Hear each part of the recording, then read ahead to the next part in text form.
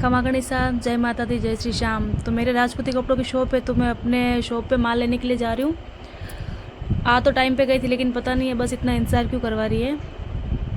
आखिर लंबे समय के बाद बस आई गई और मैं रवाना हो गई। रास्ते में थोड़ी सी भूख लगी तो मेरी नज़र फल फ्रूट पे पड़ी, लेकिन इतना दूर था कि मैं नहीं जा पाई वहाँ तक। फिर अपने मन को शांत करके बैठना पड़ा चुपचाप। शाबाश बेटा, बहुत बढ़िया। चल दिया वापस। रास्ते में बहुत ज़्यादा भीड़ थी, इसलिए बस थोड़ी देर रुकी वहाँ पे।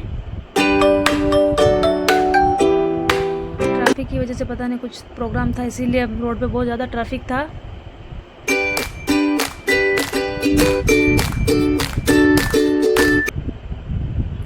फिर मैं उतरी बस से, और जैसे बस से उतरी सबसे पहले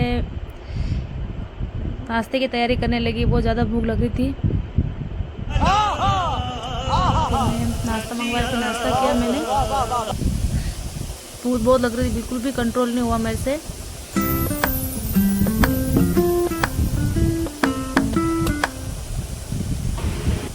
फिर एक भाई साहब आया, बोला कि खाना जिमो क्या जिमना था, लेकिन अब करे क्या, जान पहचान नहीं थी भैया से। फिर मैंने नाश्ता किया और फिर चाय मंगवाई, चाय पी, चाय का आनंद लिया।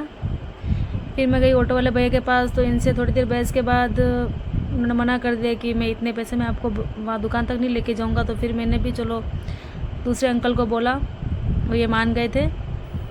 मज़ा आया, और मैं ये जो मज़ा है, मैंने बोला कोई बात नहीं, आप 10 रुपये कम देना और बैठिए आप। मुश्किल से समझाया इनको भी। फिर हम गए अपनी दुकान की तरफ। बस स्टैंड से थोड़ा ही दूर था।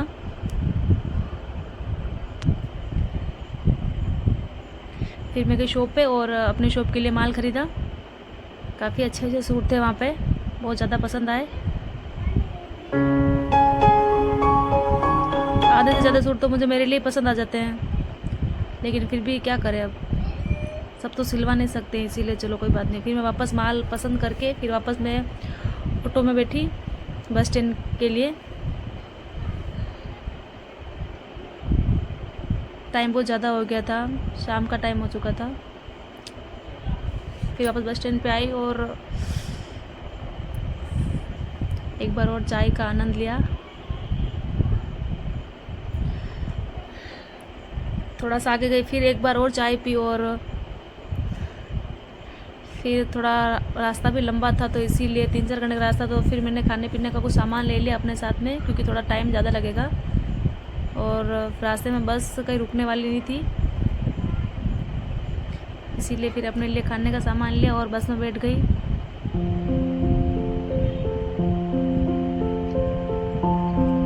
बस में भीड़ इस बार बहुत कम थी, बाकी हर बार तो बैठने की जगह नहीं मिलती, लेकिन इस बार भीड़ बहुत ज़्यादा कम थी, इसलिए फिर आराम से जा रही थी मैं।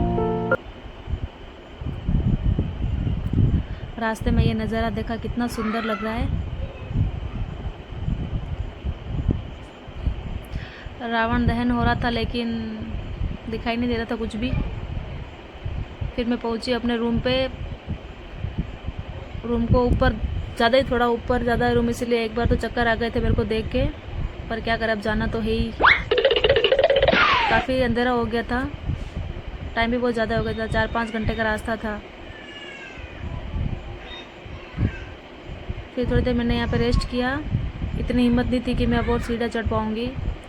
रेस्ट करने के बाद वापस फिर मैं रवाना हुई अपने रूम के लिए।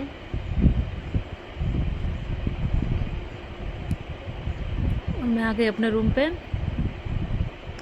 सिस्टर यहीं है, तो उसने चाय बना के दे दी मेरे को। फिर चाय पी मैंने, कुछ मिले ना मिले, लेकिन ये बहुत ज़रूरी है।